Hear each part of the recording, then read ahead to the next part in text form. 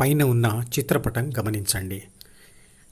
ABC అంటే ప్రాపంచిక ఆత్మకు పుట్టుకతో లభించే మొదటి మార్గం అయిన డిఈఎఫ్ మార్గం వల్ల నిరంతర భౌతిక ప్రపంచ దృక్కోణం లేదా పదార్థ దృక్పథం ఏర్పడుతుంది. ఇక ఏబిసికి రెండవ మార్గమైన జిహెచ్ అనేది పుట్టుకతో రాదు. అది ఎంతో ప్రయత్నం చేస్తేనే వస్తుంది. దానివల్ల ఆధ్యాత్మిక దృక్కోణం లేదా శక్తి దృక్పథం ఏర్పడుతుంది. ఇందులో ప్రపంచం నుంచి జ్ఞానేంద్రియాల ద్వారా ద్వితీయ మనసులోని డి వరకు ప్రయాణం చేసి వచ్చేది ప్రాపంచిక సమాచారం. అంటే ఆ సమాచారం ప్రాపంచిక ఆత్మ ముందుకు అంటే ఏబిసి ముందుకు వస్తుంది. తర్వాత ప్రాపంచిక నేను అంటే ప్రాపంచిక ఆత్మ ఆ సమాచారాన్ని చదివి దానిని విశ్లేషించి తయారు చేసిన కోరికలు లేదా సూచనలు డిలో రాయబడి ఈ అంటే కర్మేంద్రియాల ద్వారా ప్రపంచం వరకు ప్రయాణం చేస్తాయి.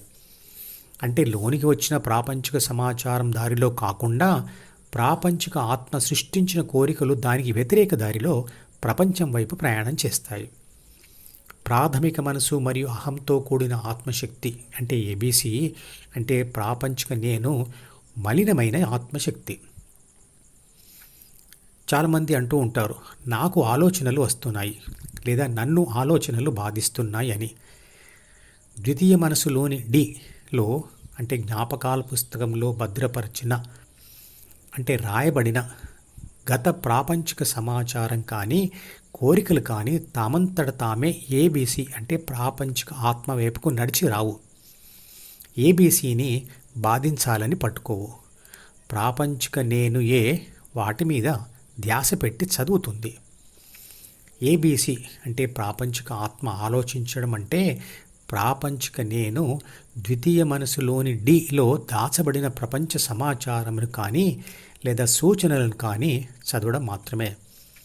ద్వితీయ మనసులోని డిలో ప్రపంచ సమాచారం కానీ సూచనలు కానీ దాని ద్వారా రెండు వైపులా ప్రయాణిస్తున్నప్పుడే భద్రపరచబడతాయి. అదొక పుస్తకం లాంటిది. ప్రపంచంలో నుండి ఈలోని జ్ఞానేంద్రియాల ద్వారా లోనికి వచ్చిన సమాచారంను ఇన్పుట్ అని, మరియు ఈలోని కర్మేంద్రియాలకు చేరుతున్న సూచనలను అవుట్పుట్ అంటారు. అంటే జ్ఞానేంద్రియాలు అనేవి ఇన్పుట్ పరికరాలు మరియు కర్మేంద్రియాలు అనేవి అవుట్పుట్ పరికరాలు. కర్మేంద్రియాలు అంటే కాళ్ళు చేతులు.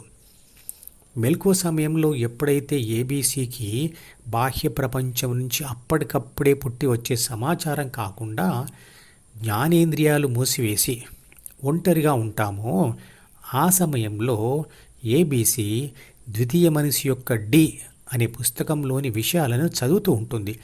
అదే పనులు ఏమీ చేయకుండా ఆలోచించడం అంటే. అలా చేయడంనే పగటి కలలు అంటారు. ఈ మధుపదం యూట్యూబ్ ఛానల్ వీడియోని సబ్స్క్రైబ్ చేసి గంట గుర్తును నొక్కి ఆల్ని సెలెక్ట్ చేసి ప్రతిరోజు యూట్యూబ్ ఓపెన్ చేసి అడుగున ఉన్న సబ్స్క్రిప్షన్ బటన్ నొక్కితే అన్ని లేటెస్ట్ వీడియోలు చూడవచ్చు.